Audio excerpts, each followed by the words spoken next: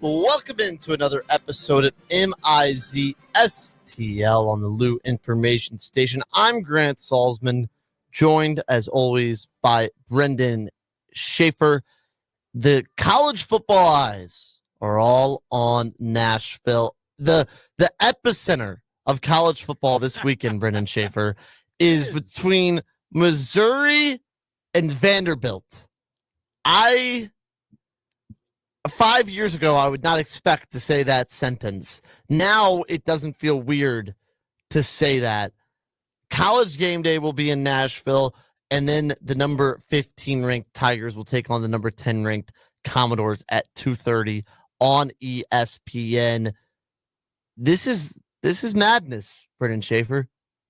It's going to be a lot of fun. I mean, these are two playoff caliber teams, and I think you're not looking strictly at this being a play-in game to the college football playoff, but the team that wins this game is going to have a leg up, is going to have they'll be in the driver's seat to secure a playoff spot, because despite, what could end up being a chaotic finish to the college football season across all the conferences that, we would wonder, is 10-2 going to be enough to guarantee that an SEC team would make it?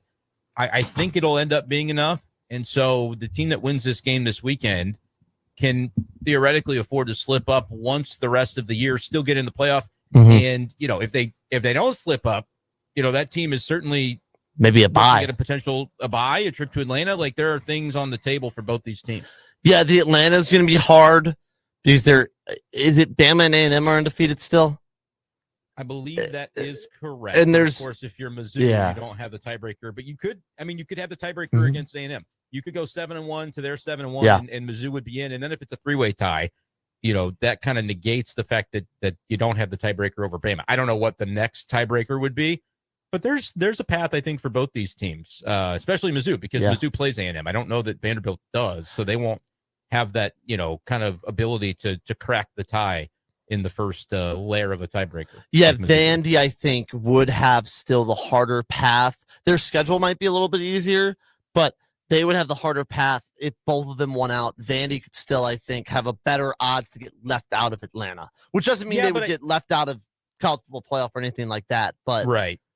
And I don't really care. I say right now, I don't care about Atlanta because it's so muddied that I don't want to emotionally invest in that. It's a 1 week at a time proposition. And last week, Grant, we talked about, hey, these two road games, Auburn and Vanderbilt, these are must-win games if you want to be this college football playoff team that we have dreamed you up to be, Missouri Tigers. And the final result of the Auburn game was that they won it. So we're halfway home. Now you got to go probably play a little cleaner at Vanderbilt, but they survived Auburn. That's really the bottom line about that game. They don't ask how, they just ask how many. Or if you want another golf cliche, no pictures on the scorecard. I mean, nobody... If there is a double overtime on the scorecard that makes you kind of turn your head sideways, but true. But if Mizzou goes 10-2, nobody's going to be, they played Auburn kind of sloppy. You don't get punished for winning the football game. There are Illinois fans that think you do. I was arguing with somebody on Twitter who said, how it was embarrassing for Mizzou to only barely beat Auburn that way. No. I'm like, brother, you lost by 53 to a team. I don't care if it's the number one team in the country. You lost by 53 points. We're not having the same conversation. Georgia barely beat them. Oklahoma barely beat them at home. A&M struggled against them, and I don't think anyone's going, those teams aren't that good. Nah. Right. Like, no, that's been like the test for every contender. Not every, but the ones that have played Auburn the last 4 weeks. It's like, you have to beat this team because they're not a playoff caliber team. They're going to be scraping by just to make a bowl, but they're tough. They're tricky. They've got a good defense. Like, don't. We talk about trap games all the time in sports. Don't let them be your trap game. I mean, and Missouri passed the test. There's an asterisk next to it, but you beat them by the same margin of victory as A&M and Oklahoma did. Yeah, and that was a road game for Mizzou. Exactly. And those teams played at home. I'm not saying that their win was more whatever, but you won the game. No. A lot of slop in the game. Yeah, but you won. And we said, Brendan, on Friday, of the two, I was more worried about this one. And as I grow, I'm like, ooh, Vandy's really good. I'm worried. Vandy's a better team. I promise you they're the better team. Yes, but I was worried about that atmosphere. Mizzou's first road game, too. Yeah. Yes. I'm not as worried about this one because, frankly, I'm not worried about it. No, I'm not worried about the atmosphere really bothering Mizzou. Like, because we've seen them play in an environment, right? You got that. you passed that test, And even though there were things to improve. And I know this game is maybe the biggest game in Vanderbilt football history. And I'm not trying to be Brandon Walker with Mizzou, but I don't know if there's a bigger game ever that Vandy's played. They're number 10 in the country. Last week was a big game. Last week was a big game. But they're number 10 in the country. The eyes are on them, and they have game day. Yeah, the game day factor is pretty significant. First time since 2008. The most hype maybe around the game they've had in at least 10 years, I'll say. I think the most hype around a Vanderbilt game in however long, recent memory, whatever you want to say, is absolutely an applicable statement about this one. And it's gonna be rowdy. There's no doubt about that. I've enjoyed throughout the week, Grant, looking at ticket prices, by the way. Just going up and up and up for this game. It's been a lot of fun, especially having my tickets in hand already. I really enjoy looking at the prices because I'm like, I don't have to deal with that. I think it was on Sunday my dad was looking and there were 75, and by Monday they were like 350. You got some good tickets for cheap too. So I'm seeing two tickets for $267 a piece as the cheapest. But my group, we've got 6 people going down. So I kid you not, I'll tell you exactly what happened. September, was it a 14th? What was the date that that South Carolina and Vanderbilt played? That would be, I believe, the 13th, right after Mizzou beat KU. Mizzou was September 6th, though. Yeah, against they beat Kansas. And then I think it was the weekend after. It was September 13th. Yeah, September 13th. Did Mizzou play that weekend? That was the Louisiana game. That's right. That's why I was at home. I did. Louisiana game's the one game I haven't gone to. Well, and Auburn.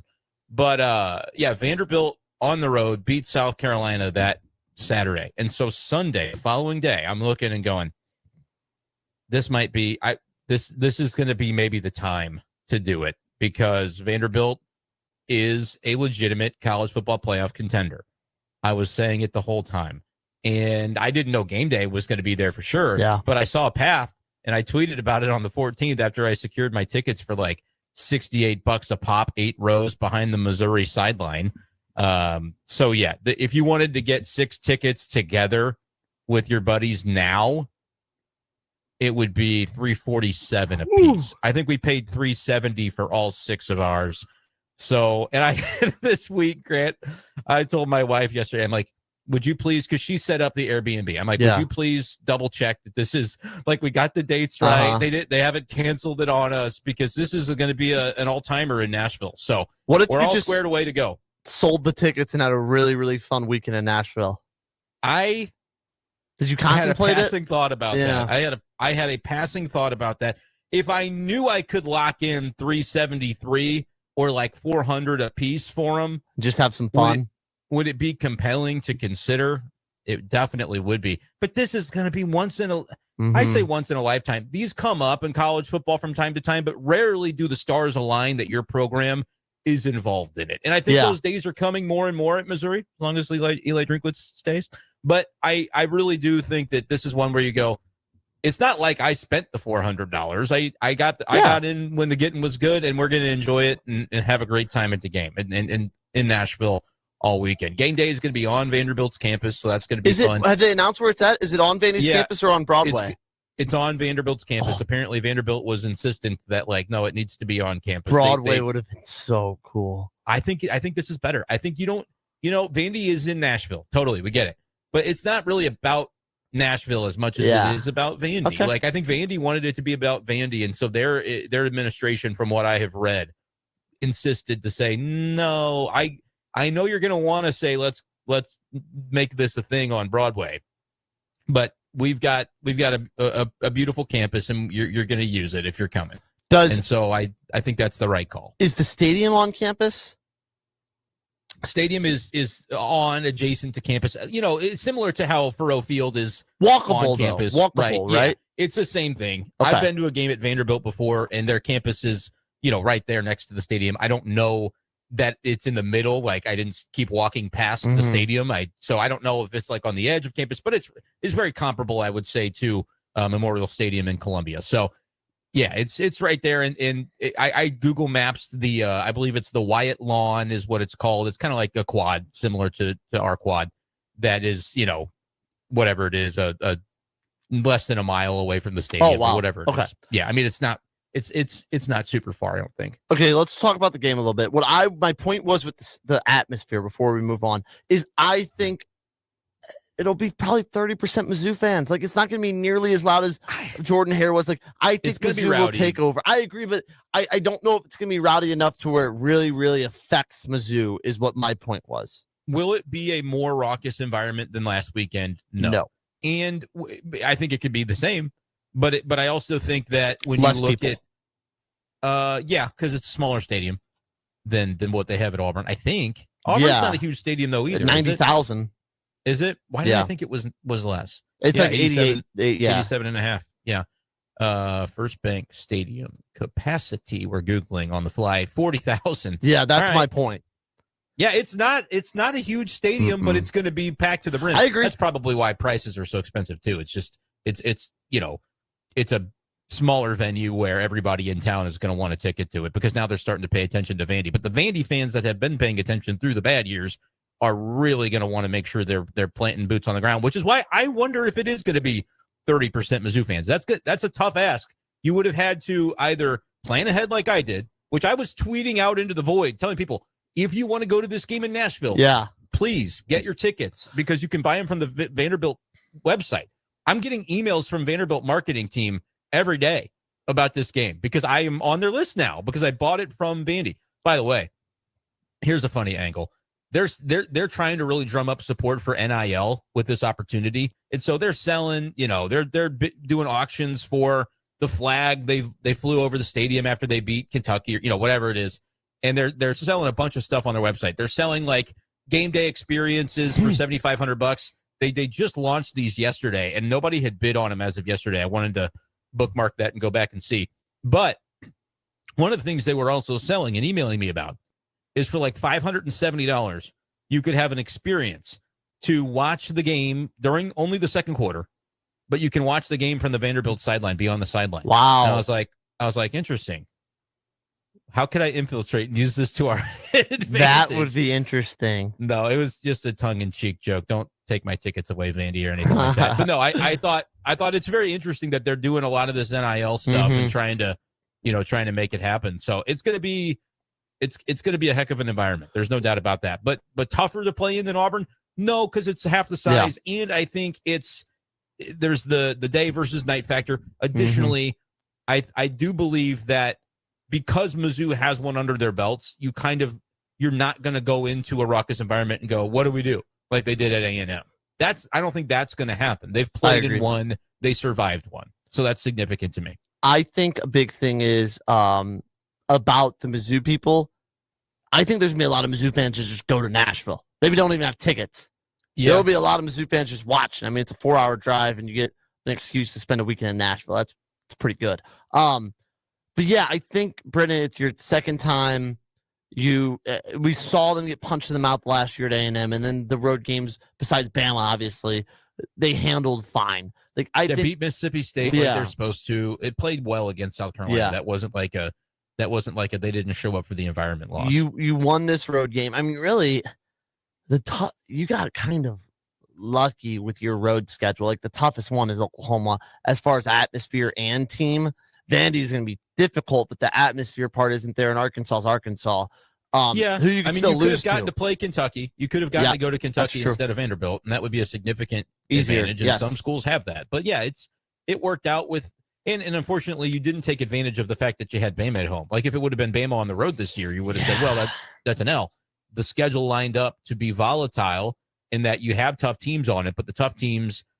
The toughest are at home, and they lost one of those two already, so that's unfortunate. So how do you feel about this matchup? Because I think Mizzou actually matches up pretty darn well, which is scary, which is why I had the confidence they could beat Auburn, they can win this game, because I think Mizzou, on a neutral site at home, Mizzou's the better football team than Vandy. I really believe that. Like at a neutral site, I think they're very equal. I agree. I really do. But I think on a neutral site, Mizzou's like a 1-point favorite. Like I think they just have that edge of being a better football team. Well, what do we normally say? It's about 3 points to be at home, and they give you kind of that. Yep. It's not an exact science, I don't think, but it's about 3 points. They're about 2.5. Figure. Mizzou might be underdog. Pick 2.5 right now. 1 point. Yeah. half-point favorite. I mean, that's not crazy to suggest. I really think honestly, with this spread, there's probably still some disrespect toward Vanderbilt, because if I believe that they're even as teams, that would suggest a pick 'em on a neutral site and that Vandy should be favored by a field goal or more at home. Yeah. And I do think they're even. I think the spread people have respected Mizzou largely throughout the year. I agree. Initially, they were not favored at Auburn, and then instantly it went back to Mizzou being favored, and then it finished around to pick them. But there's been respect for Mizzou against South Carolina more than I thought they should be showed. They barely didn't cover because the number was so big. The Kansas, spread was about a touchdown, and they handled that. So, or whatever it was 6.5. Can't remember 7. what it was. They covered it though. Yeah. So, I mean, yeah, I think these are even teams. I think it's different than Auburn because Auburn's got a better defense, in my opinion, than Vanderbilt. Yes. Which is not to say that Vandy doesn't have a nasty defense. I saw a stat yesterday that said they're number 1 in the country in pressure without blitzing. Yeah. And their secondary is good. And their secondary is good. And they've got, on offense, they've obviously got Pavia. They've got great tight ends. They've got a capable running back.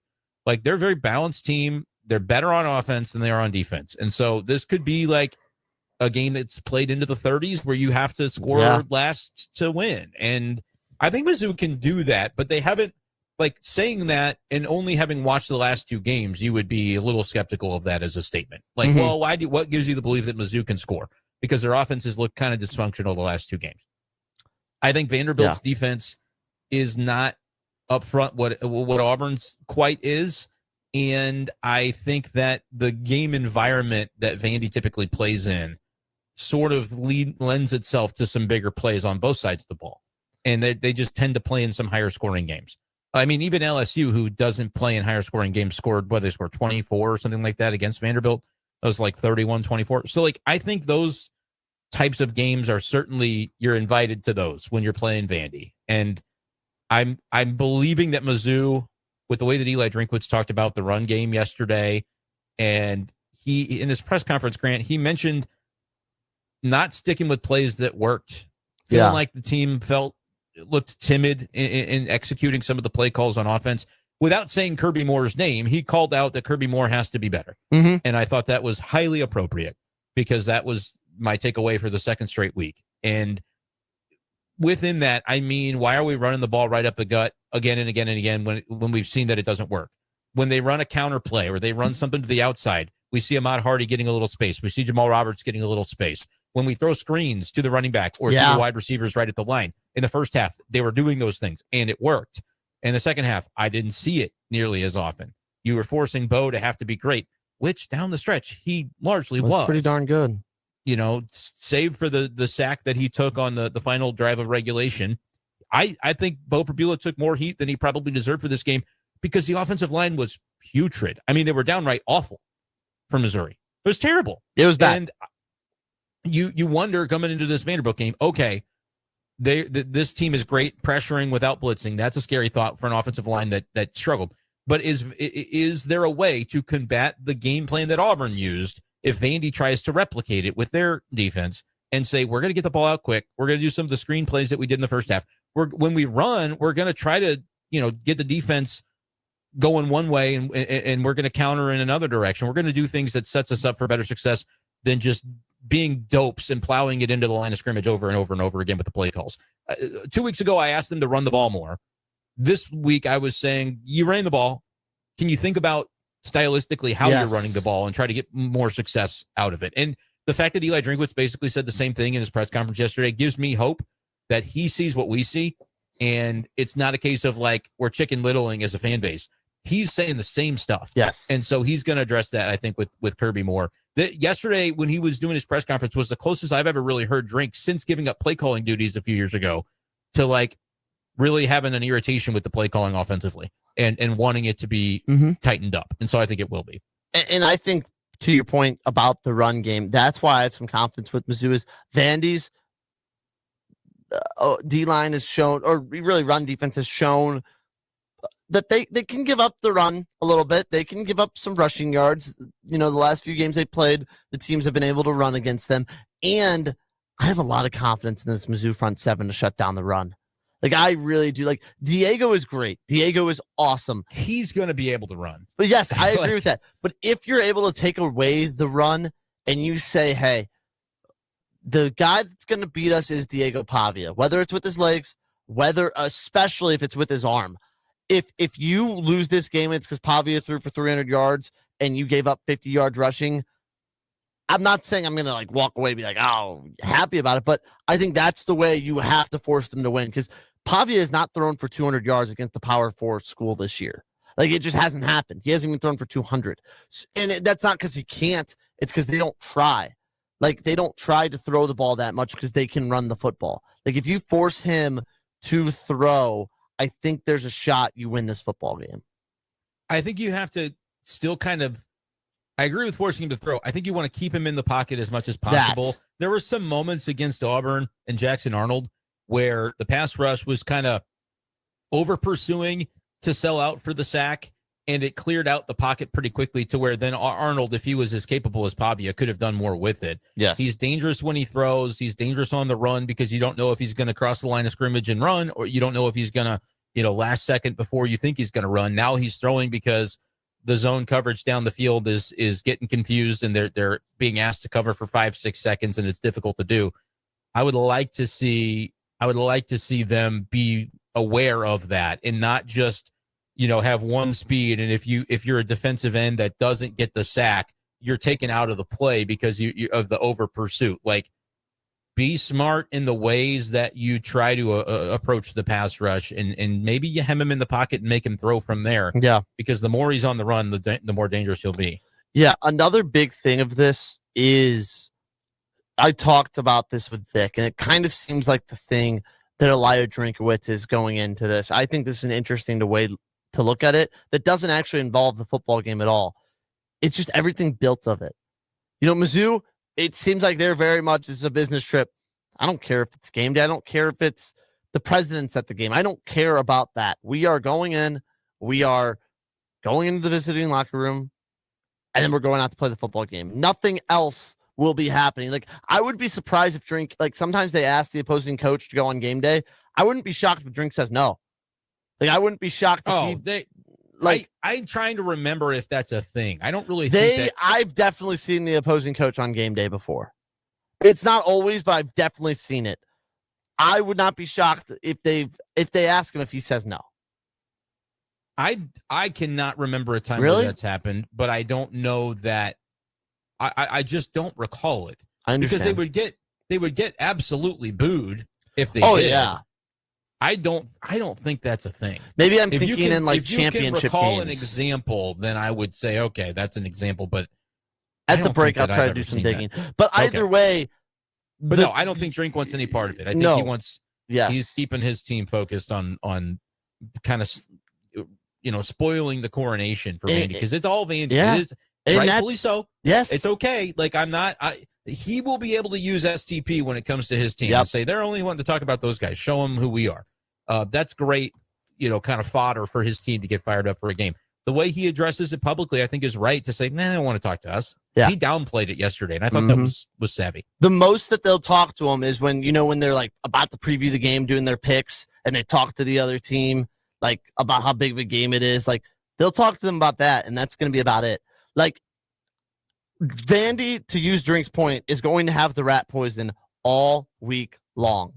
They are going to get told how great they are. They're going to get asked to do media all week. Clarkley will be on game day. Maybe Pavia will be on game day. Like, they are going to get the rat poison of how big of a game this is, how awesome Vandy is all week long, which I think is perfect for Mizzou. Because if in a big game, and I'm not saying they're going to, but maybe Vandy does come out a little cold. Maybe they do come out thinking about how big of a game this is, and all of a sudden Mizzou jumps on them in the first quarter, and they're able to hang on. Like, that is something in this type of game that could happen.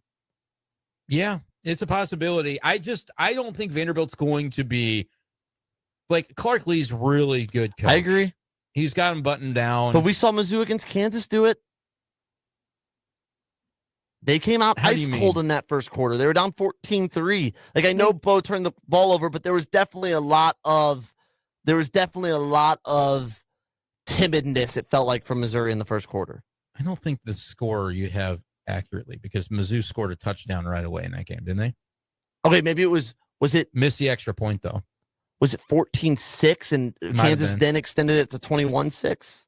Yeah, I think that's right. That's right. Mizzou started hot and then it was like, whoa, what happened? That's what I'm saying is that maybe, and I know Mizzou won that game, but I'm just saying that is definitely something that Vandy could be susceptible to in this situation is a slow start. I'm not gonna think about it that way. It'd be nice. It'd be a nice bonus though. It'd be a nice bonus. I just think that I think their coach is gonna have him ready. He's almost like irritatingly even keeled. Yeah. In the way that I watched his press conference yesterday too, and he's just like, it's another day at the office, and he is dead serious when it comes to like, what did he say? You know, the college football world is used to Vandy kind of staying in its corner and playing its part, and I don't really give a damn who doesn't like it. That's just not the way it's going to be anymore. Yeah. Like he's just very matter of fact in bringing Vandy, and he's a Vandy guy, right? Like they've got their perfect guy. He's never leaving. Like they've got a great situation. I do not think that there's an ounce of energy that I want to put toward going, hey, Vandy might college game day. I think this isn't the team that you're going to get that from. There might be some that would. I just don't see it for this team. You're going to have to earn every inch if you're Mizzou. And I think that's the way that Drink is going to approach it with his team this week. I'm so excited. I am so excited to be there. Are you going? What's the deal? Yeah, I'm going. I'll be on the field covering it. Yes, sir. Boy. Yeah. All right. So make sure to follow along at MIZ-STL, STL Sports Central. We'll have the post-game show. Brendan Schaefer will be tweeting the game. We'll make sure he has his connection. Bring in some internet connection with me, so we'll be good to go. Yeah. I'm pumped. When are you leaving? It's going to be a good time. Sometime Friday. Yeah. Sometime Friday morning. Same. We gotta knock out our MIZ-STL at some point, and then we'll get out here. Yeah. I'm excited. I'm pumped. All right, we're going to go to break. Talk a little bit more about Mizzou. Hannah Barton's going to join us, talk more of the SEC, because a lot of things have happened that could affect Missouri's coach. We'll talk about all that and more up next on MIZ-STL. This is the Lou Information Station. We're live and on demand at louinfo.com. This hour of content on the Lou Information Station is brought to you by Grandpa Pigeons, Johnny Mac's Sporting Goods, and Becky's Carpet and Tile Superstore. Hey, see that, kids? That's the St. Louis Arch, the gateway to the west. The Lou Information Station, where we'll always call it Highway 40 or Highway 40 if you're a boomer. The St. Louis expression? Stream our content 24/7 at louinfo.com. The Lou Information Station. Hey, Kat, summer's winding down, but I keep thinking, my backyard is weak, man. I need a pool and maybe even a fire pit. Cam, you know who can handle that? Merrimack Pools and Outdoors. They're a family-owned St. Louis company, been doing this for 25 years. They do more than just pools, right? Oh, yeah. Patios, outdoor kitchens, sport courts, fire features, the whole outdoor package. They'll design it, build it, and make it look amazing. That sounds like trouble for my neighbors when I start hosting barbecues with the boys. Exactly. And here's the best part. Free consultations, smart pool features like LED lighting and spa integration, financing options, and they back it all with a lifetime manufacturer warranty. That's legit. And you know I like local. They're licensed, insured, bonded, and based right here in St. Louis. If you want the ultimate backyard, head to SplashSTL.com. Hit up SplashSTL.com for more information and receive a free salt cell included in your package. A $2,000 value. SplashSTL.com. LouInfo.com news headlines. Brought to you by Brown & Crouppen, 222-2222. With your LouInfo.com news, I'm Jared Sorello. The airplane carrying the Australian Prime Minister after a meeting with President Trump had to make an emergency landing in St. Louis. Officials said Prime Minister Anthony Albanese's flight was diverted to Lambert International Airport Tuesday night after luggage fell and struck a crew member on the head. City officials said the St. Louis Sheriff's Office was almost $1 million over budget so far this fiscal year. According to an audit released by the city's comptroller, the Sheriff's Office exceeded its $14 million budget by more than $800,000. The report comes after the Board of Aldermen passed a resolution limiting Sheriff Alfred Montgomery's spending powers. Meanwhile, the sheriff's attorneys are filing an appeal in an effort to get him out of jail. Montgomery's defense team claims he has not been involved in any witness tampering. and there is no real evidence that he used a burner phone during a recorded call. You're up to date. I'm Jared Sorello. Now, LouInfo.com weather, presented by STL Sports Central. St. Louis sports, anytime, anywhere. Here's your LouInfo.com weather update. Windy today, but it will be sunny. Our afternoon highly comfortable in the mid-60s. Low 40s and clear for the overnight hours. It looks about the same for Thursday, but not as windy. Sunshine in mid-60s. Could pick up a few afternoon showers on Friday, Saturday, and Sunday. Highs will be in the low 60s. I'm meteorologist Steve Hamilton for the Lou Information Station, streaming 24/7 at LouInfo.com. This is Mizzou wide receiver Kevin Coleman Jr. And I'm Mizzou linebacker Josiah Trotter. When we hit the field, we have each other's back. And off the field, we got James Carlton, State Farm covering us. Thanks, fellas. Nothing beats college football season, and nothing beats saving money. Just by getting a quote from our office and mentioning Mizzou, we'll make a donation to support Mizzou's will to win push on your behalf. No strings attached. So you're supporting the team just by checking your rates. Doesn't get any easier than that. It's so easy. Check them out online at cartoninsurance.net. MIZ-STL.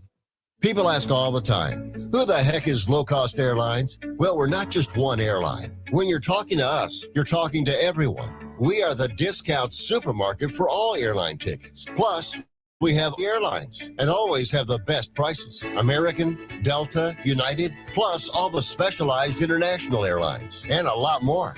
And we make it easy. We guarantee you'll talk to a live human in 60 seconds. You can have the rate you need and have your trip booked in 5 minutes. Now, how cool is that? And remember, when you're talking to us, it's like talking to every single airline available with one fast phone call. All you need to do is call and find the best prices to fly wherever it is you want to go.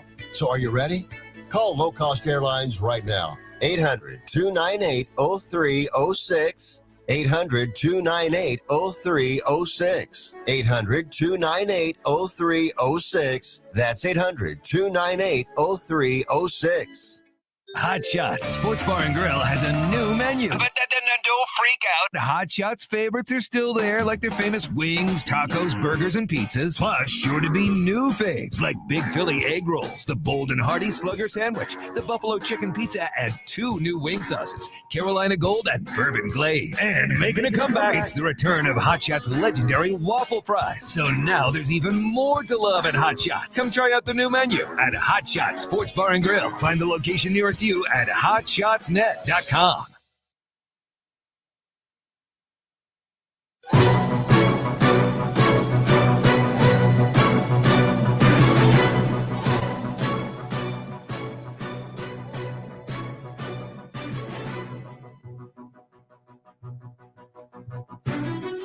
And we're back on MIZ-STL. Brendan Schaefer, Grant Salzman, and Hannah Barton's joining us now. Hannah, how are you? Doing good, guys. How's it going? Pretty good, pretty good. The Tigers keep winning, so we're going to be pretty happy as long as that keeps happening. Hannah, we just spent the first half of the show talking about this Missouri versus Vandy matchup.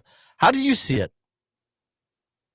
Well, first of all, congratulations to you guys, because I've seen a lot of comments saying, you know, a few years ago, who would have believed that Mizzou-Vandy is a game day destination. So congratulations. I think this is a huge game for both teams. I mean, when you're talking about front runners in the SEC, I mean, this is a chance for each of these teams to either just have one conference loss or, you know, have that 2 next to their record. And so I think it's a huge matchup. I think especially when you're looking at some of the other SEC matchups going on, it's one of maybe 3 that I see that could really kind of differentiate between being this upper middle class right now in the SEC to seriously being a top 3 in the contender for that SEC championship. Yeah, Brendan, you made the point earlier is the winner of this game kind of pulls away into a different level of team in the SEC, really. Yeah, I mean, the winner of this game is in the driver's seat, knowing that if a 10-2 record is good enough, which we don't know for sure, but I still suspect that we'll get enough chaos around the league and around the sport that will be the case, then winner of this game has to just, you know, basically they can still trip up one more time and still make it. The loser of this game, I've gone back and forth on this. I think if Mizzou loses the game, they're not a playoff team. It's going to be tough to win at Norman and home against A&M and clean up your other 2 games. I think there is still a path if Vanderbilt loses for them to get in, because I could see them beating Texas and I could see them beating Tennessee, but they would then have to run the table. So I think it's a very big game for both, though. Yeah, for sure.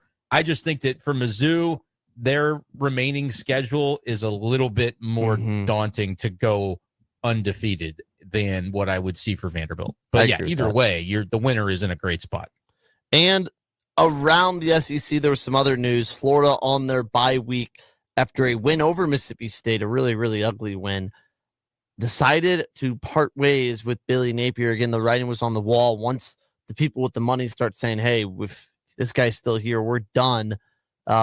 Napier goes, and Brendan, as always, the Elijah Drinkowitz to Florida train is really rolling. Do you see him taking that job? I don't know if I see him taking the Florida job. I do see that this is a problem for Mizzou if they don't get an extension done with Drink. I think that it is sooner than later get an extension done, because they're only going to continue adding to this coaching carousel. Like Florida State's going to open conceivably. Auburn probably opens up. There's a lot of solid jobs out there. Penn State was one that, I'm concerned about when it comes to Eli Drinkwitz. And like only he really knows the truth on that, Grant. And he's tried to talk down any, element of people discussing this because he wants people to focus and his team to be focused on the task at hand. But obviously, like there is a realm in which we've seen coaches do it before where they say, dismiss it as a topic. And the next thing you know, they're gone. I'm not saying definitively that's what Drink would do. I have no clue, though. Only he knows. I would feel a lot better if Mizzou would just do what Indiana did with Signetti and give Drink more money, sign him, and allow the distraction to actually dissipate because of putting pen to paper on a more significant plan for the future. I know he's already very highly paid, but the only way that I'm going to feel like he's staying is if a new extension happens at some point in the season. But we've still got more time before any of that's going to materialize anyway, in terms of like being able to be hired. But yeah, reports and rumors say that, his agent's phone is lighting up with both Florida and Penn State area codes. And I believe that. So, the time's only going to tell on that. That'll be a topic that doesn't go away anytime soon, unless they do get an extension with him. Hannah, what about you? Could you see Eli Drinkowitz taking that Florida job? And if not, is there a name or two that you could see Florida being interested in? Yeah, I think that's definitely someone that would be on their list. How could he not be, just with the success that he's had? I know Lane Kiffin's name has been floated around. And here's the thing, I like Brendan's point where, this is a coaching carousel. So even if Drink doesn't go to Florida, whoever does go to Florida is going to open up that school. And then that school is going to bring someone in that's then their job's going to open up. So it is one of those things where like you just don't know what could happen regardless of who gets the Florida job or the Penn State job, because chances are they're going to be pulling someone from a school that's going to want to bring in someone just as good, if not better, to replace whoever was just pulled from them. And so I agree with Brendan where you got to get Drink kind of locked in before this carousel really starts rolling as we get into the second half of the season. Yeah, I totally agree. You got to find a way to get Drink locked in. If not during the season, in the off season. Here's a name for the Florida job that I feel like I haven't heard around this job that I think could be very interesting. Coach O, Ed Orgeron. I had a feeling you were going to say that. I had a feeling that one was coming. He very much fits what a coach of what they want down there. I feel like I think they're tired of the guy that's trying to outsmart everybody, because I feel like that's what they've had a little bit with Napier and Mullins before. Like I think it is a guy that just is a football guy, and I don't know how great a head coach Edo is. Like I know he won. I could have maybe won the national championship with that LSU team. Like I don't know. I know he won the Natty. A lot of D1 coaches would have won the national championship with that team. He recruited him. Yes. Like it's a guy that can recruit. Guys want to play for him and fans love him. Like I think it makes so much sense in Florida. It's off the wall. I feel like. Yeah. Go ahead, Brendan. Go ahead, Hannah. I was just going to say it's off the wall, but we'll see. We'll see what they end up going with there. What were you going to say, Hannah? I think when you're talking about Coach O and the recruiting piece, yes, he recruited those guys, but he recruited them pre-NIL. We haven't seen how Coach O can really do in this post-NIL era with a school like Florida that is going to be able to churn out the money that's needed. I could see that, though. I agree with the statement that Florida, I think, is just kind of looking for more of that football guy that's kind of ready to just kind of like almost like get dirty and get to work in a way is kind of what I'm picturing for Florida. I think they need someone now that's just ready to really focus on being a football coach, but also knowing the ways of this new NIL era. I still think Coach O is going to end up somewhere in this coaching carousel. He wants to coach. I could see Florida being a destination, but who knows? It could be whoever takes the Florida job is then that vacancy could be filled by Coach O. You just don't know. I personally think Kiffin to Florida would be a complete and utter you-know-what show. Like, I don't think it would go well. I hope it happens then. Yeah, that would be very funny. But I think Kiffin is in a good spot at Ole Miss. I think it'd be nuts for him to leave Ole Miss. Like, you're going to almost a worse spot right now. And I know what he's done at Ole Miss is very impressive. But I don't, the Florida job's not that attractive right now. It's not. Like, why would you leave Ole Miss right now for Florida? Even Mizzou, why would you leave Mizzou right now for Florida? I don't know. I agree.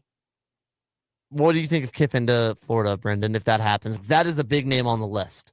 Yeah, I saw somebody post like their records over the last 15 years, and you wouldn't look at those and say like this is one of the best jobs in the cycle by any means.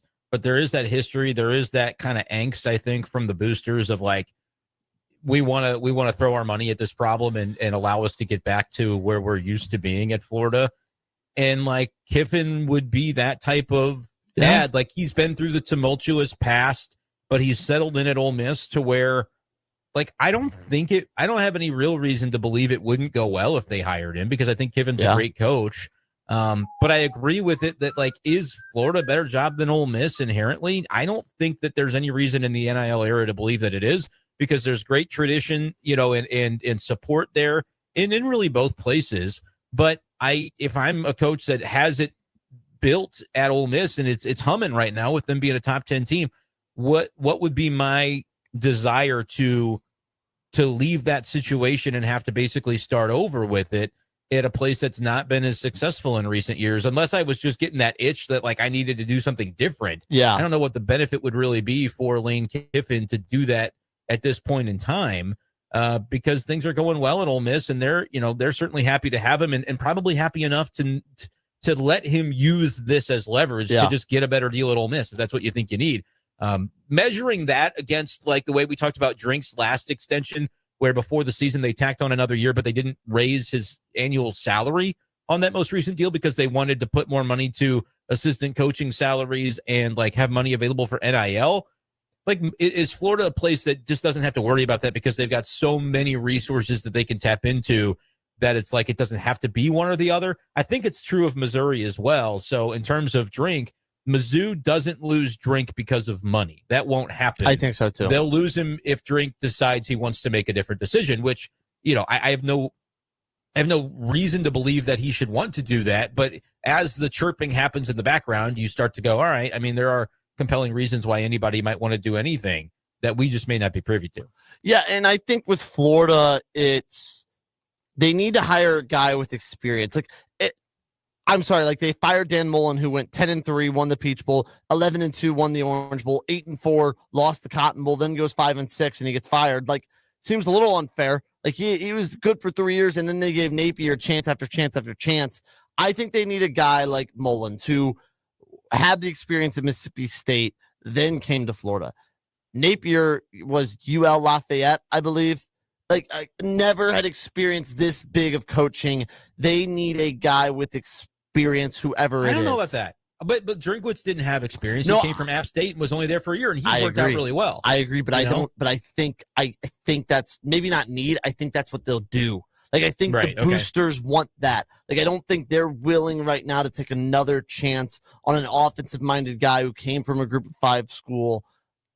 Maybe not what they need. What they'll do is, I think, is a guy with experience. Yeah, that's definitely a possibility. Let's talk about some of the games this weekend because there are some big ones. Ole Miss obviously losing to Bama or Georgia, pardon me. Now Lincoln squad ready to travel to Norman against Oklahoma. Oklahoma 5-point favorite in this game. Brennan, what do you make of this one? I think Ole Miss can beat Oklahoma here.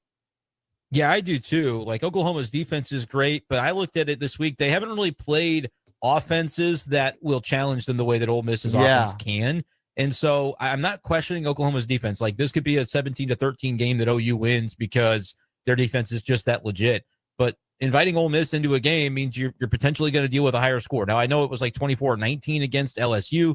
Maybe that is a similar score to the way that this one plays out, but I'm still intrigued to see like how does Oklahoma handle this offense, because right now the best offense that Oklahoma has faced, I think statistically and in terms of like the metrics, is Michigan. I don't think that offense is just out of this world either. No. So I'll be very curious to see the script of this one. Is it a high scoring game where, you know, Oklahoma's going to have to score with Ole Miss? Because I don't think they can do it. Is it a lower scoring game that Oklahoma can dictate with their defense? Okay, they might be okay in this one. Hannah, what about you? Yeah, I agree with Brendan in terms of the defense being a factor. I think definitely John Mateer looked better this past weekend against South Carolina than he did against Texas. And so that definitely, I think, being at home, Oklahoma has that advantage. I do think Ole Miss, this is a very much a winnable game for them as long as their offense is able to compete and kind of find a way to grit it out through this Oklahoma defense for sure. But I see Lane Kiffin and Ole Miss coming out with the win on this one. Yeah, I think I agree. I know they're a 5-point underdog, but I think they can win this football game. I would go to you here first on this one, Hannah. South Carolina hosting Alabama. I think that I'm not going to put the Tide on upset alert, but I think Lenore Sellers and the Gamecocks can make enough plays to make this interesting. What do you think? You know, I sure hope so. I think there's been a couple games right now or heading in this past few weeks as we've seen South Carolina kind of head on this downward trajectory where we're like, all right, maybe this is the team that they put on upset watch. Here's the reality about South Carolina. No matter how bad we are playing, there was always that one big upset that we've had in recent years. And the script is lining up for this to be a good one for a couple of reasons. All right. One, they desperately need it. I think the fan base is in desperate need of it. And normally that's when it has come for South Carolina too. They are recognizing the 2010 South Carolina team that upset number 1 Alabama at home this weekend. They will be back to commemorate that win. So how full circle would it be if South Carolina can get the win this weekend? I know there's going to be a lot of people coming from this game. It's a 3:30 game, which is always good for South Carolina because it gives people just enough to kind of tailgate and get ready. But then have some liquid courage. The student section specifically, exactly. The student section specifically staying the whole time because they still have enough time to make it downtown to 5 points after the game. So I think all the stars would align for a great upset, but I think with what my Gamecocks have shown so far, I'm extremely cautiously optimistic. Brennan, this is good notes for us for our picks on Friday because I think that makes me want to take South Carolina plus the points. What's the number right now? Right now it's 12. Yeah. Here's going to be my approach to this game. I would love so much for South Carolina to win because I think anytime an SEC team could get knocked down a peg, it can muddy the waters a little bit and maybe benefit, some of the other teams like a Mizzou, like a Vanderbilt that's trying to sneak in. Obviously, Bama having the head-to-head over Mizzou might mean that it just doesn't matter in the end. However, I would love to see that upset, and so I'm going to probably say I'm not letting South Carolina pull the wool over my eyes again because I've thought, like Hannah mentioned, for several weeks that they were going to, they could beat Oklahoma. They could be, and I've been freaking wrong every time. So Tide's going to roll. That's what I'm going to say, and I'm going to hope that I'm wrong, but I'm just getting a little bit irritated allowing myself to believe in a South Carolina team that I don't know if they're ever going to pay it off. And so I'm kind of jumping off the bandwagon for the first time, like really all year. I've been thinking every week, like, they can make it interesting and they keep not doing it, Hannah. So maybe that's what they need is for me to give up on them and it'll help them be able to find a win. And they'll come back. All right. Brendan, how do you think we feel? No, I do not want to be in those shoes. I understand. Hannah, trust us. We've been in those shoes. It's not fun. But yeah, with South Carolina, I think this is the one. This reminds me kind of the that year with Rattler where they got a few big wins at the end of the season. That might happen here against Bama. Okay, last big game, number 3, undefeated Texas A&M going to Baton Rouge at night against number 20 LSU, fighting for their season right here. Does LSU pull off the upset quickly here, Brendan? I don't think so. I would love for them to. I just don't think they're very good. And I think Texas A&M is a top caliber team. And so I just don't see the angle here for LSU. I don't think they can keep up offensively. Baton Rouge is a tough place to play at night. Hannah, what do you think? I agree. I think Texas A&M is going to handle things. As someone who was just at Baton Rouge at night not that long ago, gotta say, guys, I was underwhelmed. Oh, all right. Wow. I was. There's like a lot of take. people, and it can get loud occasionally on third down, but I was not impressed. It was not as intimidating as an environment as I thought it was going to be. I'm taking Texas A&M all the way on this one. I like that a lot. I think A&M finds a way in an ugly 17-14 game. Hannah, I'm not going to make Brennan and I pick because we're going to do it on Friday, but we need your final score prediction for Missouri at Vandy in Nashville on Saturday. All right, y'all. I don't know if you're going to like this, but I think I'm going to go. I think I'm going 31-28 Vanderbilt. Oh, that's fair. Hey, this is going to be Mizzou's an underdog for a reason. So we'll see what happens. Yeah. Maybe cover the spread depending where you get it. So that's my final score. But best of luck to you guys and your Tigers for sure. That's why we have Hannah on, Brendan, to give us an She's unbiased back take. down to earth a little yeah, bit. she's got to bring us down to earth. If she would have predicted Mizzou, I would have been feeling riding high. Now I'm a little lower. Sad. You know, I'm now just it's like sad. it's already over. Why even go to Nashville? Yeah. Thanks for leaving us on that note, Hannah. Just kidding.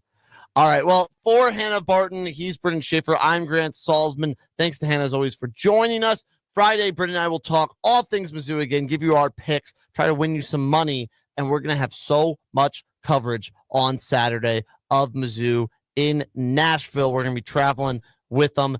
Go Tigers. He's Brendan Schaefer again. I don't know why I'm introducing you or giving you the outro. I'm just trying to kill time till the end, I guess. don't know. I'm Grant Salzman. Say bye. This is MIZ-STL on the Lou Information Station. We're live and on demand at louinfo.com.